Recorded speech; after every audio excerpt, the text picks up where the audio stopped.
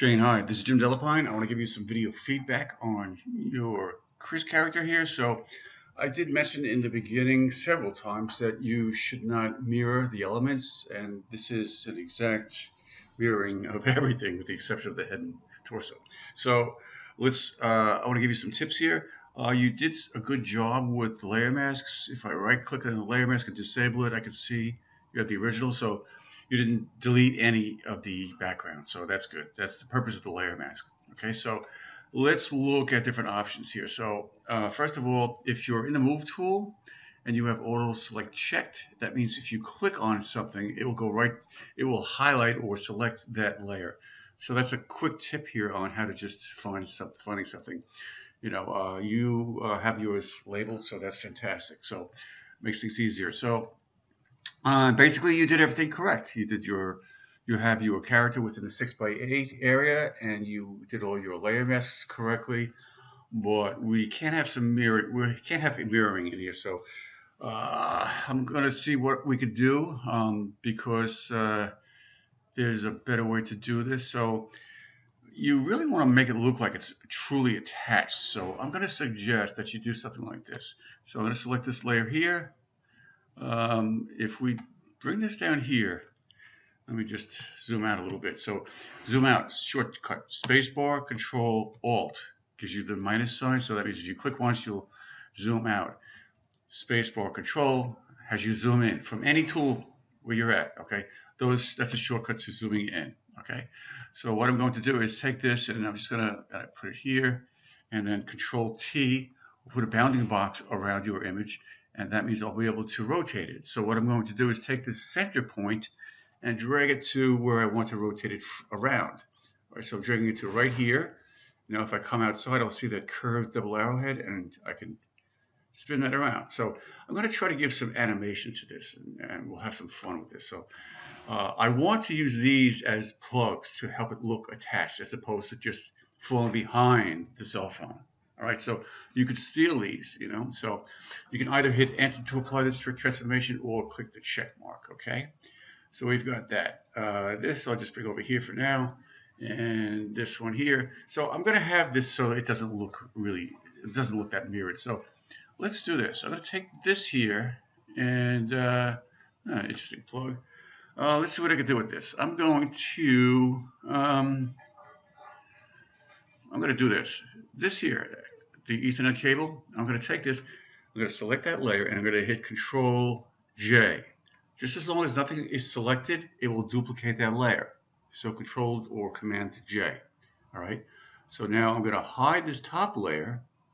All right. And this is an example now. All right. So they're basically on top of each other. So if I click and drag this, you'll see that it's one on top of the other. Okay. So I'm going to hide the top one and select the bottom one. I'll select that layer mask. Now this is important. Selecting the layer mask. Then go into my paintbrush. And then going into the paintbrush settings here, right, where it says 10, that means my paintbrush last time was a size 10 radius pixel, okay, 10 pixels in radius, I should say, right? So now make sure that the hardness is at 100% on all of these, okay? So once it's, you can double check on that. Now a little tip here. What I'm going to do is take this cable here, and at this point right here, I'm going to hide everything from this point. Let me go here. From this point all the way over to here. So this way I can look like this is plugged into this. All right, just for variation, okay? So that means with the underlying one, I'm going to go into my paintbrush, making sure that black is the foreground color. I'll increase my brush size by hitting the right bracket key, okay? And now I will just click and hide. So I'm masking out, essentially. All right, so notice that my layer mask is active. That's important. So I'm simply going to click and drag through this and hide all this. All right, and I'm going to zoom in a little bit here, and now click and pull over. Okay, so now that means I've basically I've hidden this part. I've masked it out, but I want to retain this. Let's see, what's the best way to do this? All right, so I'll show the top one. All right, there's really another way to do this, but let me see here. You know what? Never mind. I just got another idea. let me hide that one. All right, here's what you're gonna do. Yeah, it's really the simplest way, but I want to have you retain these layer masks. So I could create. Let me think about this for a second here.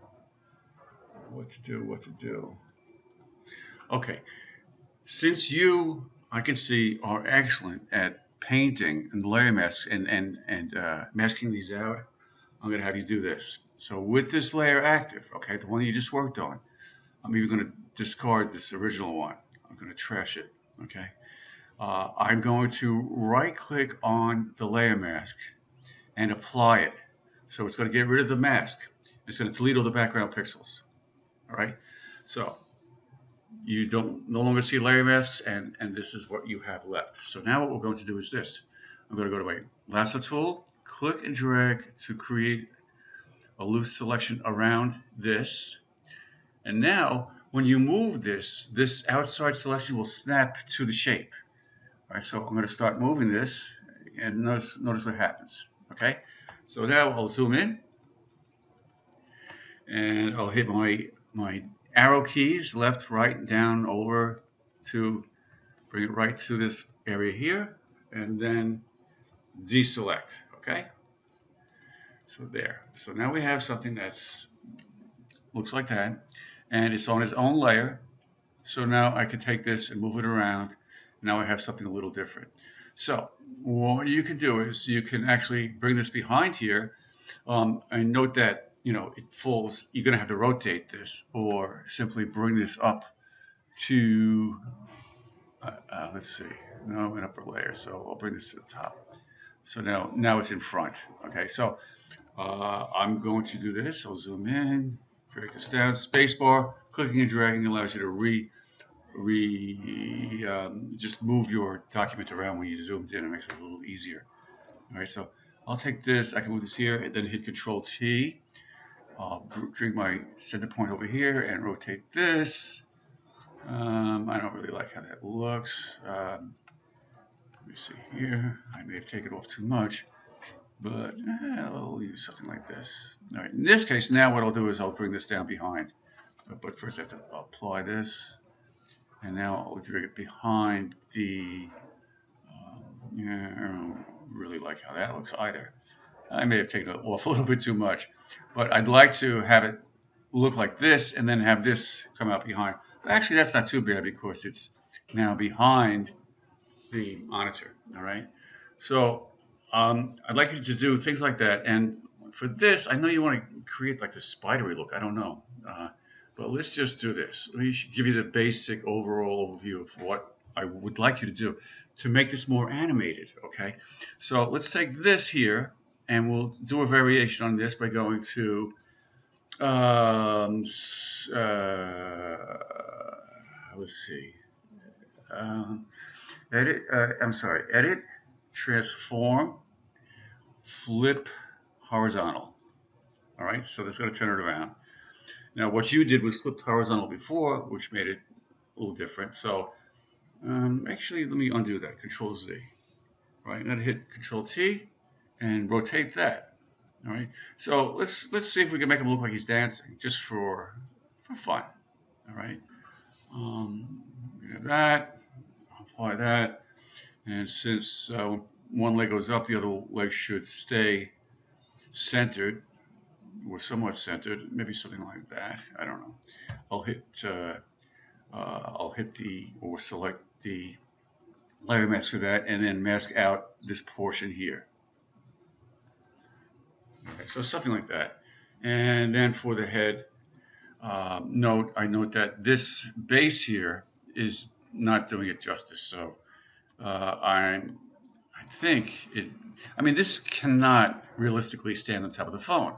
So maybe have this insert, or this neck, for lack of a better word, could be inserted into the top of the phone. So I will select the layer mask and go to and then increase my brush size, and then just click, and shift click will create a line straight down. Okay, so clicking here and then shift clicking will come straight across. So that's a great tip, and I think I did it in one of the my video tutorials, okay? So now maybe I can come up a little bit here. Let me just use the arrow key because I want to come above that highlight. All right, so now it kind of looks like it's in. And now what I'll do is I'll hit Control T to perhaps rotate the head. Let me see here. How can I do this? I would have to do something separate. So let me hit Enter. So listen to the thinking now. I'm going to hit Control, with nothing selected, Control J will duplicate it, okay? Let me hide the top layer. Now the bottom layer, with the layer mask active, I'm going to put a selection around the monitor, okay? Then I'm going to fill that selection with black. So imagine on the layer mask here, it's going to make this disappear. So Alt-Delete. Alt-Delete is a shortcut for filling with the foreground color.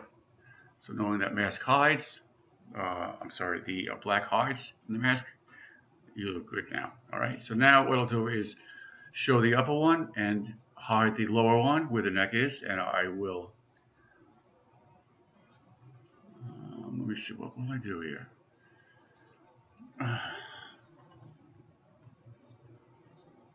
What I will do is hide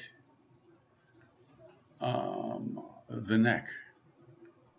All right, so I'll have the bottom layer showing the neck and the top one hiding it. So Alt-Delete again is filling with black on the layer mask. Okay, so now when I show the bottom, the neck is there. So they're separated on two different layers. So I will select the LCD screen. Now there's also the quote-unquote eyes there too.